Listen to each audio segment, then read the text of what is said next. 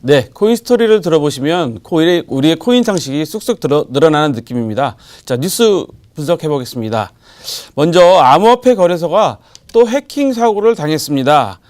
국내 7위 정도 규모의 거래소인 코인레일이 해킹 사고를 당했는데요. 지난 10일 이뤄졌다고 합니다. 약 40분간에 걸쳐서 9장의 화폐 35개 정도가 지금 해킹 당했다고 하는데 시가로는 약 한 400억대로 추정하고 있습니다. 현재 발견 즉시 거래를 중단하고 서버를 점검 중이라고 하는데요. 현재 코인레일에 따르면 경찰과 코인 발행업체와 협조해서 약 3분의 2 가량을 회수했다고 합니다.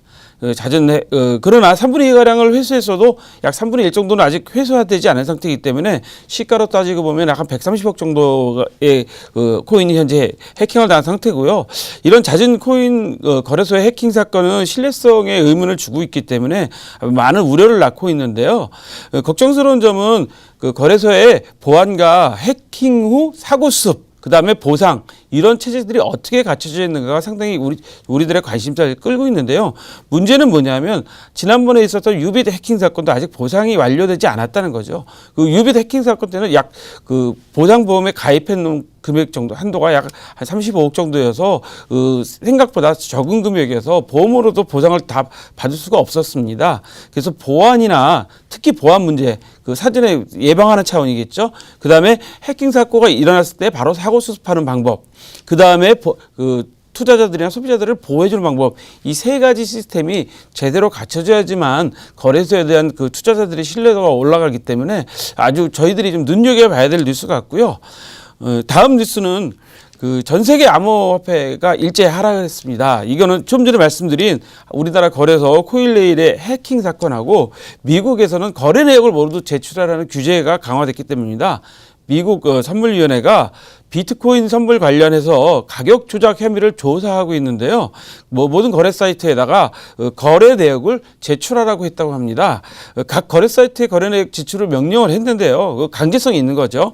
시카고 상품 거래소의 선물 가격을 담합한 게 의심이 된다고 하고 있고요. 혐의를 잡았다고 하니까 강제 명령을 내렸겠죠. 현재 시카고 상품 거래소는 선물 가격을 현물로 계산할 때 4개의 거래 사이트의 평균 현물 거래 가격으로 가격을 산출하고 있다고 합니다. 그 4개는 비트 스탬프, 코인베이스, 잇비트, 크라겐, 이 4개의 거래 사이트에서 거래 가격을 받아서 평균으로 해서 현물 가격을 계산하고 있는데 이 4개 사이트 거래소에서 데이터 노출을 이유로 해서 제대로 된 적절한 데이터를 공급하지 않았다는 거죠. 그러다 보니까 이 선물 거래에 있어서 가격을 혹시 조작한 게 아니냐는 강력한 혐의를 받고 있는 게 현재 미국 증권 선물위원회의 의견이기 때문에 이 부분도 앞으로 암호화폐 발전에 있어서 지금 우리가 보통 말씀하시기를 미국은 이미 선물을 허용했지 않느냐라고 말씀하실 수도 있겠지만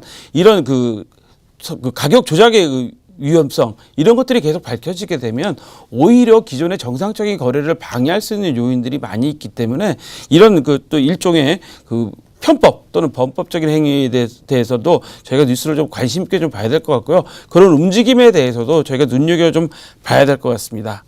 자, 세 번째 뉴스는요. 자금 세탁 방지와 관련해서 정부가 직접 암호화폐 거래소를 관리하겠다라는 입장을 밝혔다고 합니다.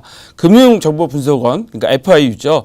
에서는 자금 세탁 방지를 위해서 직접 거래소를 감독할 수도 있겠다라는 의견을 냈다고 합니다. 이번에 FIU 금융정보분석원에서는 대부업체, 그다음에 전자금융업체도 직접 자금 세탁 방지와 관련돼서 감독하고 규제하는 대상에 포함시킬 방침이라고 하는데요. 암호화폐 거래소에 대해서도 자금 세탁 의심 거래에 대해서는 스스로 모니터해서 FIU에 보고를 하라라는 게 현재 금융정보분석원의 방침이라고 합니다. 그런데 중요한 거는요. 이미 법안으로는 발의들이 다 돼 있습니다. 그렇기 때문에 국회와 행정부가 잘 협조를 하면 감독 법안이 조만간에 좀 통과가 될 것 같은데요. 이번 뉴스를 보시면서 많은 분들이 대법원에서 범죄 수익으로 몰수까지 했기 때문에 이제는 재산으로 인정해서 제도권으로 진입하는 거 아니냐라는 기대 심리들이 많이 있으셨는데요. FI가 무슨 얘기를 했냐면요. 직접 관리가 아니라 제도화는 아니라는 입장이죠. 직접 관리하는 게 제도화는 아니라는 입장을 또 내놨다는 겁니다. 지난번에도 금융위원회 금융위원장께서 그런 말씀하셨죠. 현재 대법원 판결과 금융위원회에서 입장에서 이걸 금융자산으로 인정해주는 입장은 좀 다르다라는 그 말씀을 하신 적이 있습니다. 그래서 저희가 그 일관되게 현재 나오는 상황을 보면 금융위원회나 금융정보분석원, 그러니까 FIU에서 일관되게 나오는 게 대법원 판결과는 무관하게 제도화는 아니다라는 입장을 현재 고수하고 있습니다. 그래서 이번 월말에 나올 정부의 방침이 좀 기대되기도 하고 좀 걱정되고 우려가 되는 점도 있습니다. 근데 중요한 건 미국이나 일본도 자금 세탁에 대해서는 직접 감독을 하고 있다는 거죠. 그 정부가. 그래서 우리도 이런 전 세계적인 그런 그 입장에 발을 맞추려면 정부가 직접 관리를 해야 된다는 거고요. 다시 한번 말씀드리면 대부 업체, 그다음에 피지사, 그러니까 자금 대행 결제 대행 업체죠. 그다음에 자금 에스크로 업체도 이번에 규제 대상에 모두가 포함이 된다고 합니다.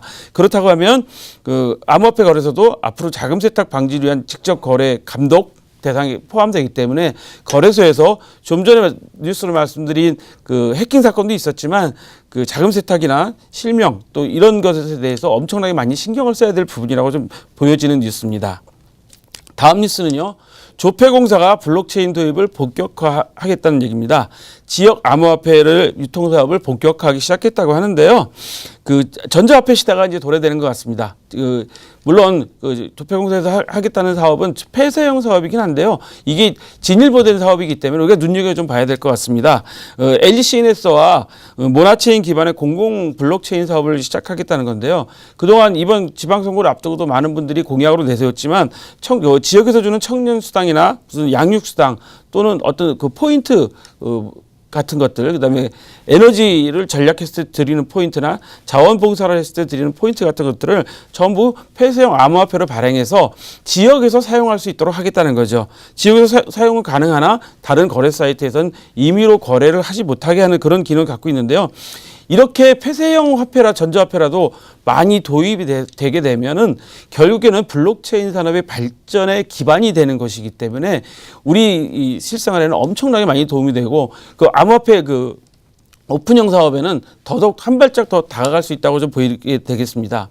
오늘은 4가지 뉴스를 말씀드렸는데요. 거래소 해킹 사고, 그 다음에 전 세계 암호화폐가 일제히 하락했다는 가격이 하락했다는 말씀, 그다음에 자금 세탁 방지에 정부가 직접 거래소를 관리하겠다라는 의견, 그다음에 조폐공사가 그 지역 공공체인 공공 블록체인 사업에 시작했다는 내용 뉴스를 알려드렸습니다.